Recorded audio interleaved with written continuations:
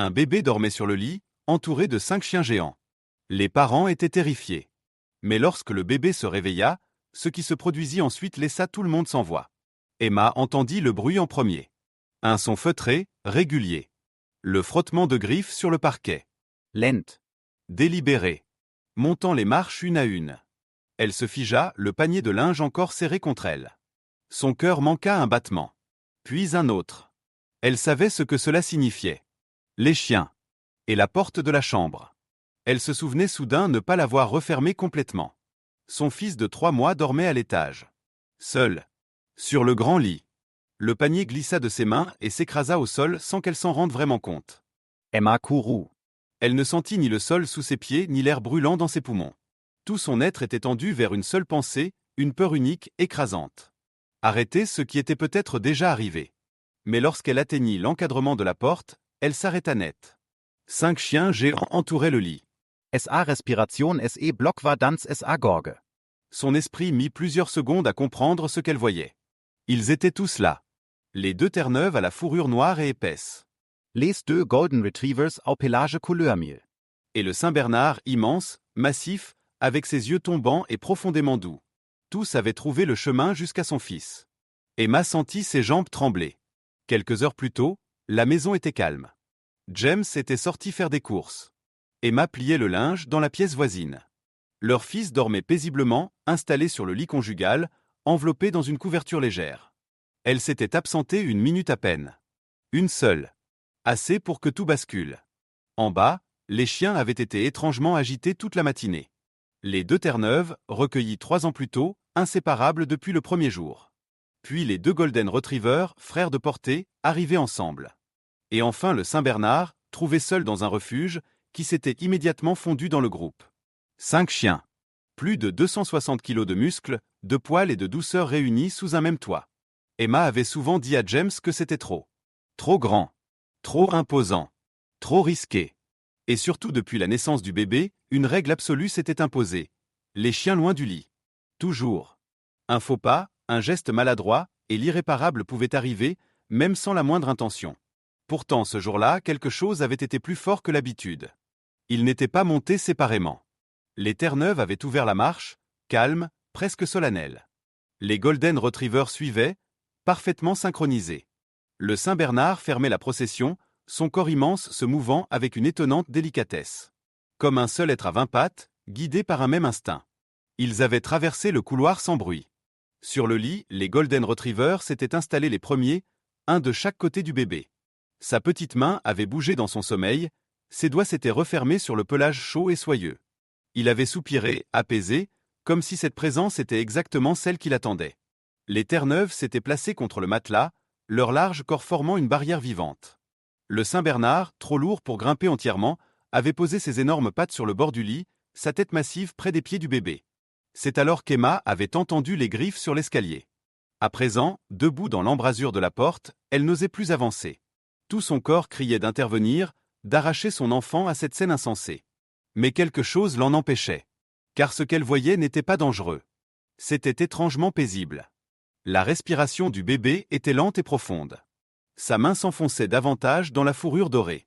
Le chien se pencha légèrement, soufflant doucement, comme pour ne pas troubler son sommeil. Un souvenir remonta brutalement. Celui du vieux Saint-Bernard de sa grand-mère, qui veillait sur l'enfant. Ils savent, disait-elle toujours. Les chiens savent quand une âme doit être protégée. Emma avait souri à l'époque. Une superstition tendre.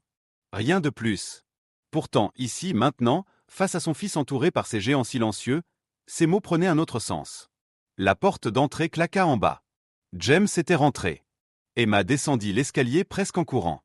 Il comprit immédiatement à sa voix que quelque chose n'allait pas. Il monta avec elle, le visage tendu. Lorsqu'il entra dans la chambre, il s'immobilisa. Ses épaules se raidirent.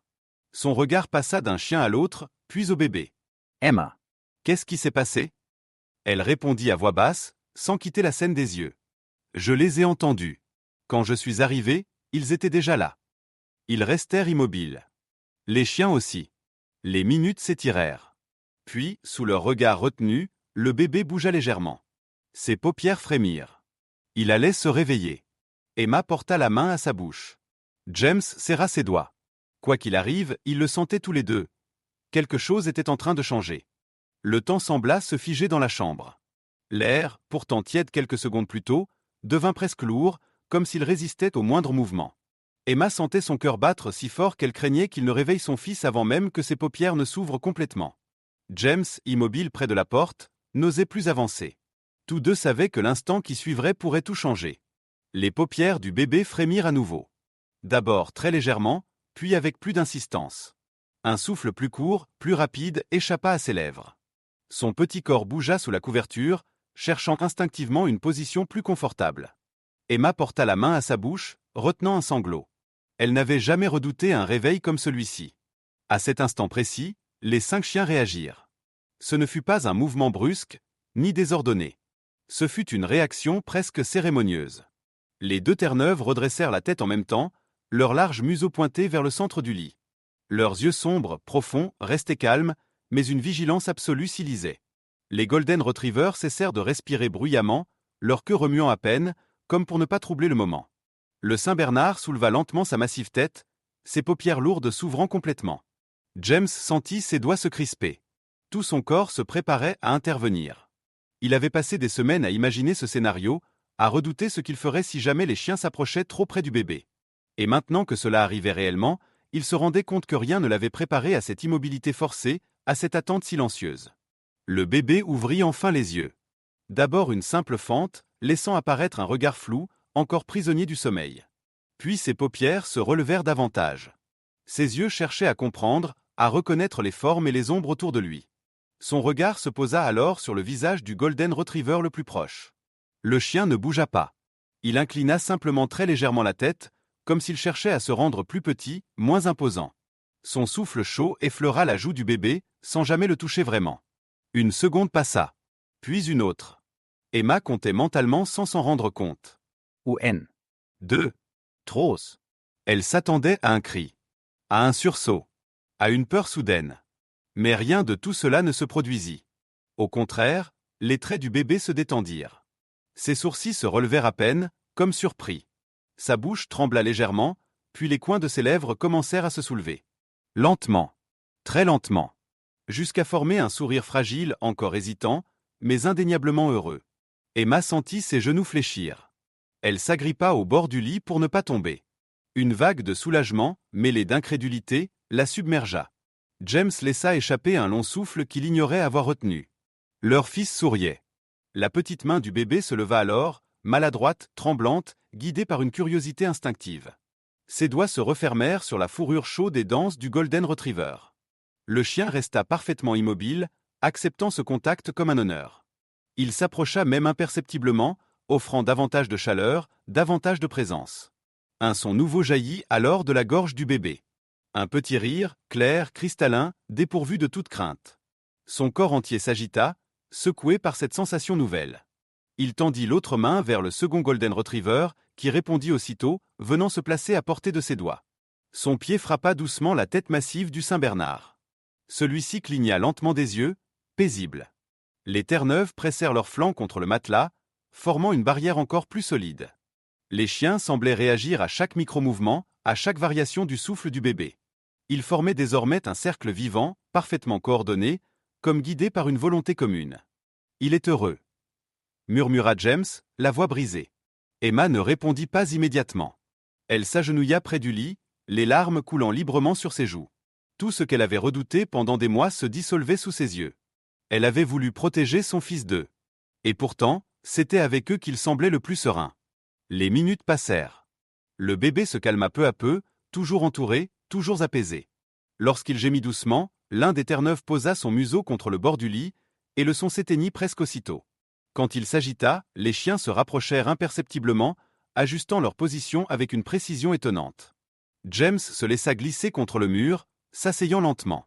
Son regard allait de son fils au chien, encore et encore. « Mon père disait que Dieu nous envoie parfois des gardiens sous des formes inattendues, murmura-t-il. Je n'y ai jamais vraiment cru. Jusqu'à maintenant. » Emma hocha lentement la tête. Une certitude nouvelle s'installait en elle. Ce n'était pas un hasard. Ce n'était pas une erreur. C'était un choix. À partir de ce jour-là, quelque chose se modifia profondément dans la maison. Ce ne fut pas une rupture brutale, ni une décision consciente prise autour d'une table. Ce fut un glissement lent, presque imperceptible, comme lorsque la lumière change au fil des heures sans que l'on s'en rende compte immédiatement. Emma et James continuaient leurs gestes quotidiens, mais leur regard sur ce qui les entourait n'était plus le même. Les premiers jours furent marqués par une vigilance extrême. Emma observait chaque mouvement des chiens, chaque déplacement de leur corps massif autour de son fils. Elle retenait son souffle au moindre soupir du bébé, au moindre frémissement de fourrure. James, lui, se tenait souvent à distance, prêt à intervenir, les muscles tendus, l'esprit encore prisonnier de ses anciennes peurs. Pourtant, rien ne venait confirmer leurs craintes. Les chiens, au contraire, semblaient s'être imposés une discipline silencieuse. Ils adaptaient leur présence avec une précision presque troublante. Quand le bébé dormait, ils se disposaient autour de lui comme un rempart vivant, leur respiration lente et profonde créant une atmosphère de calme absolu. Quand ils s'agitaient, ils se rapprochaient légèrement, sans jamais l'effleurer brusquement, comme s'ils connaissaient la frontière invisible à ne pas franchir. Avec le temps, Emma remarqua que son fils pleurait moins. Bien moins. Ses nuits étaient plus longues, plus paisibles. Lorsqu'il se réveillait, il ne criait presque jamais. Il observait. Il écoutait. Ses yeux suivaient les mouvements lents des chiens, leurs allers-retours silencieux, leur présence constante. Il semblait rassuré par cette compagnie imposante, comme si elle faisait désormais partie de son monde. James passait de longues heures assis dans l'embrasure des portes, simplement à regarder. Les Terre-Neuve, immenses et immobiles, semblaient absorber tout ce qui aurait pu troubler la pièce. Les Golden Retrievers, toujours attentifs, réagissaient au moindre son, au moindre changement de respiration du bébé. Quant au Saint-Bernard, il se plaçait souvent légèrement à l'écart, mais son regard ne quittait jamais l'enfant. Il y avait chez lui quelque chose de presque ancestral, une gravité tranquille qui imposait le respect. Emma sentit peu à peu une peur ancienne se dissoudre en elle. Celle de devoir tout contrôler. Celle de croire que l'amour se mesurait uniquement à la vigilance et à l'anticipation du danger. Elle comprenait désormais que certaines formes de protection ne faisaient pas de bruit. Elle se contentait d'être là, solide, constante, inébranlable. Les semaines passèrent. Le bébé grandit, découvrit peu à peu son corps. Lorsqu'il apprit à se retourner, les chiens ajustèrent leur position sans qu'aucun ordre ne soit donné. Lorsqu'il commença à ramper, ils formèrent autour de lui un cercle mouvant, avançant à son rythme, s'arrêtant quand il s'arrêtait. Jamais il ne le pressait. Jamais il ne le laissait seul. Un après-midi, Emma s'assit sur le sol, observant son fils tenter d'atteindre un jouet tombé un peu trop loin. Il avançait maladroitement, concentré, déterminé. Lorsqu'il perdit l'équilibre, il bascula contre le flanc chaud d'un Golden Retriever. Il n'y eut ni peur ni surprise. Seulement un éclat de rire clair, lumineux, qui emplit la pièce. Les chiens réagirent aussitôt, non pas avec agitation, mais avec une attention accrue, comme si ce rire avait renforcé encore leur mission silencieuse. Ce soir-là, alors que la maison était plongée dans une pénombre paisible, James murmura enfin ce qu'ils ressentaient tous les deux depuis longtemps. Ils ne font pas que veiller sur lui. Ils l'aiment. Emma hocha la tête. Elle n'avait jamais douté de cette évidence, même si elle avait mis du temps à l'accepter pleinement. Elle comprenait désormais que son fils n'était pas simplement toléré au milieu d'eux. Il avait été choisi. Peu à peu, leur règle absolue changea. Les chiens ne furent plus tenus à distance. Ils n'étaient plus perçus comme un risque potentiel, mais comme une présence essentielle. La maison semblait plus calme, plus stable, presque protégée de l'extérieur. Les visiteurs le ressentaient immédiatement. Ils entraient avec appréhension, puis restaient silencieux, frappés par l'atmosphère étrange de sécurité qui régnait entre ces murs. Emma repensait souvent aux paroles de sa grand-mère. Ils savent. Elle comprenait enfin ce que cela signifiait. Ces chiens n'avaient pas été dressés pour cela. Personne ne leur avait appris à protéger un enfant humain. Ce lien s'était créé naturellement, comme s'il avait toujours existé. Comme s'il était inscrit bien avant la naissance de chacun d'entre eux. Un soir, alors que le bébé dormait profondément, entouré de ses 5 gardiens immobiles, Emma et James restèrent longtemps à l'observer. On pensait devoir le protéger du monde, murmura James. Emma sourit doucement, une paix nouvelle dans le regard. Mais le monde lui a déjà donné ses protecteurs. Ils éteignirent la lumière. Derrière eux, 5 silhouettes massives restèrent immobiles, veillant dans le silence. Le bébé soupira dans son sommeil, parfaitement en sécurité. Certains liens n'ont pas besoin d'être expliqués. Ils se reconnaissent. Ils s'installent. Et ils durent.